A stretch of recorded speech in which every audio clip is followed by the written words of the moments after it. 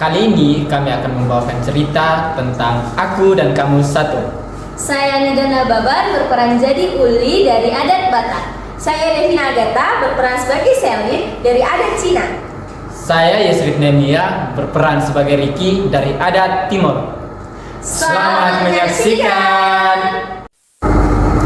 Di sebuah sekolah terdapat dua anak yang menjalin persahabatan dari kecil. Karena selain mereka satu sekolah, letak rumah mereka juga berdekatan dan orang tua mereka satu partner bisnis. Persahabatan mereka sudah terjalin sangat lama. Mereka selalu bersama dalam belajar, bermain, dan merayakan pencapaian-pencapaian sederhana. Ketika libur sekolah, mereka bermain dan belajar bersama di taman rumah komplek mereka. Nah, mereka bercerita tentang hasil belajar dan hadiah yang mereka dapatkan dari orang tua sambil mereka menikmati cemilan di tengah taman. Uli, kamu dapat hadiah apa dari mama papa kamu? Hah? Hadiah? Emangnya aku ulang tahun? Bukan gitu maksud aku, Li. Kemarin kan kita sudah menerima raport. Dari hasil itu, kamu dapat hadiah apa dari orang tua kamu?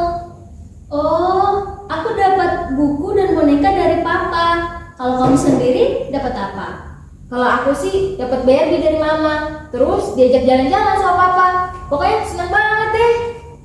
Ih, seru banget. Kapan-kapan ajak aku.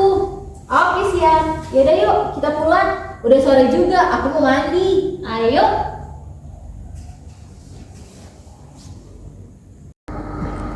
Tiba saatnya anak-anak masuk sekolah di semester yang baru.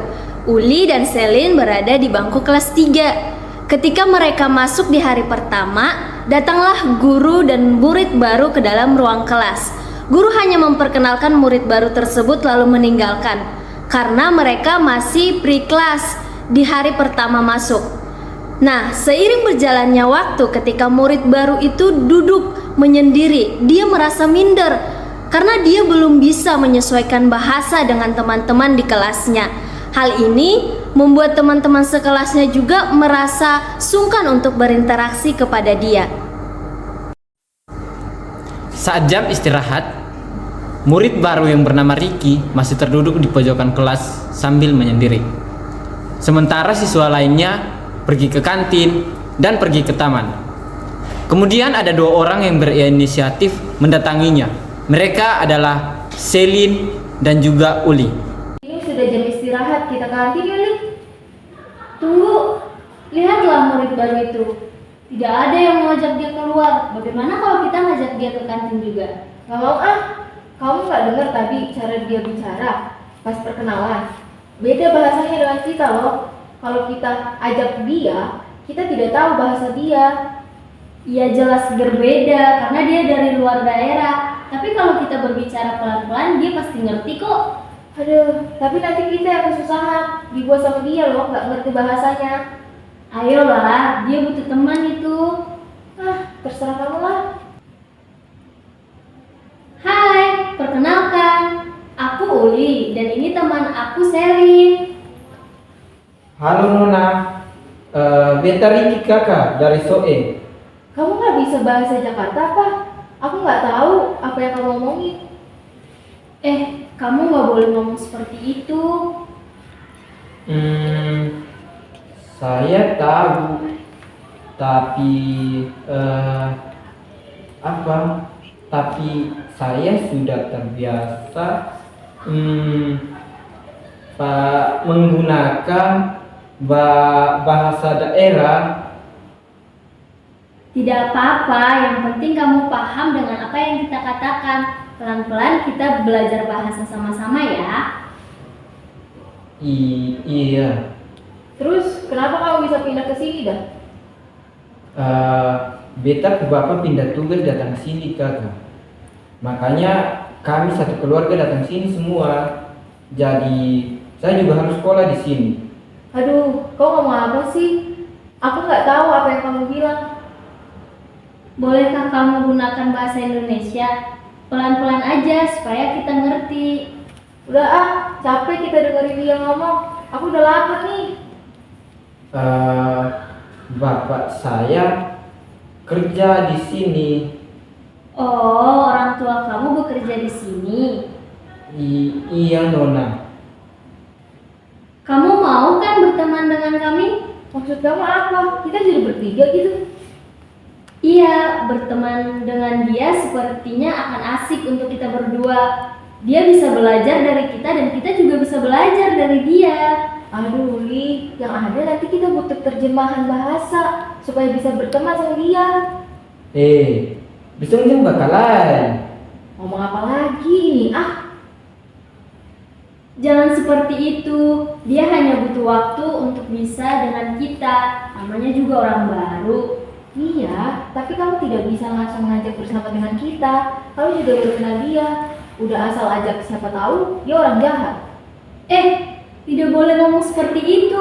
Ingat yang diajarkan ibu agama kita tentang perempuan Samaria yang baik hati dan memberikan Tuhan Yesus minum. Padahal mereka dari kota berbeda. Dia tetap membantu Tuhan dengan memberikan air dari sumurnya. Nah, di situ kita kan diajarkan tuh untuk saling membantu dan berteman untuk siapapun.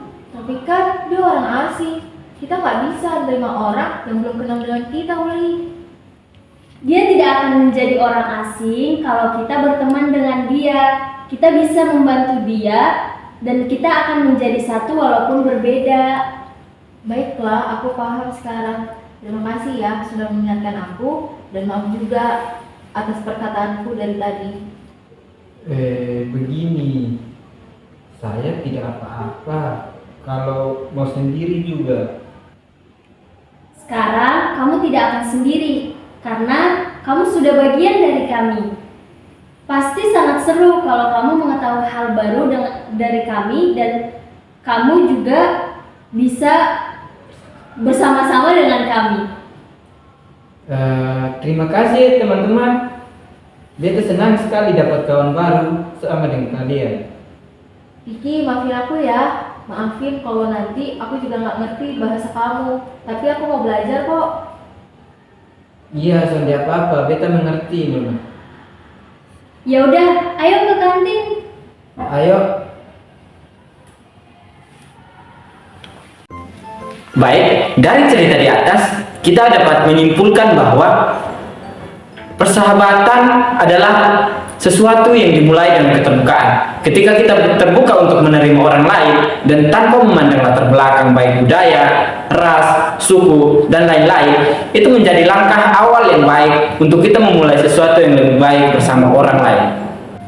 Saling membantu dalam belajar bahasa dan memahami satu dengan yang lain adalah kunci untuk membangun persahabatan yang solid. Seperti nilai kebaikan yang disampaikan dalam kisah orang Samaria yang baik hati, yang mengajarkan pentingnya sikap saling membantu tanpa menghakimi. Selain itu, komunikasi yang baik sangat penting untuk membangun hubungan. Secara keseluruhan, cerita ini mengajak kita untuk menerima dan memahami satu sama lain, apapun latar belakang budayanya. Sekian cerita dari kami, kiranya menjadi berkat bagi kita semua. Terima kasih. Tuhan Yesus memberkati.